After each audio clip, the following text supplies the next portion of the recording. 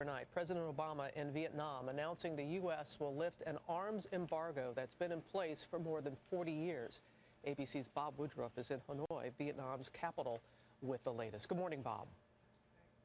Well, good morning, Robin. Yes, very big news today. No one was sure that President Obama would actually do this, but he did, announcing that the U.S. is ending the decades-long arms embargo, which until now made it illegal to sell lethal weapons to Vietnam. Now, the types of weapons that will eventually be sold will be reviewed on a case-by-case basis because of lingering concerns about Vietnam's human rights record. So why now? Well, the president says it's the natural course for improving ties. But the U.S. and Vietnam are also increasingly drawn together because of China and its growing aggressive actions in and over the South China Sea. Now, China has been building artificial islands not far from the Vietnamese coast. So President Obama was warmly welcomed by the people here on the streets. Most I met here in Hanoi said Americans are widely liked in this country. Here you can see the relationship between these former enemies is certainly improving. Robin? It does appear that way. All right. Thank you. It gives you a bit of a jolt to see that.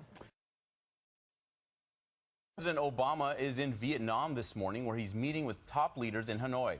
It's the first stop in a week-long trip to Asia. Later today, the president travels from Hanoi to Ho Chi Minh City, where ABC's Arlette Saenz gives a report. President Obama received a red carpet welcome in Vietnam as he tries to forge a stronger relationship with an old enemy. He started his day at the presidential palace in Hanoi, meeting with the country's president to discuss trade and regional security. The president announced the U.S. is ending a decades-long arms embargo on Vietnam as concerns mount over China's territorial claims in the South China Sea. This change will ensure that Vietnam has access to the equipment it needs to defend itself, and it removes a lingering vestige of the Cold War. This is President Obama's first visit to Vietnam and the third by an American president. He follows in the footsteps of Presidents Bill Clinton and George W. Bush. Later in the week, Obama travels south to Ho Chi Minh City. President Obama will be driving around town in a motorcade, but one of the ways the millions of people who live in Ho Chi Minh City moped. And today, with the help of my tour guide, Mon, that's how I'll be getting around. Motorbikes clog the city formerly known as Saigon. Once at the heart of the Vietnam War, now a bustling commercial hub where the president will promote an Asia-Pacific trade deal.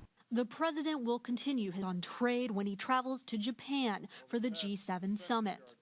President Obama also announcing today that the Peace Corps is coming to Vietnam for the first time.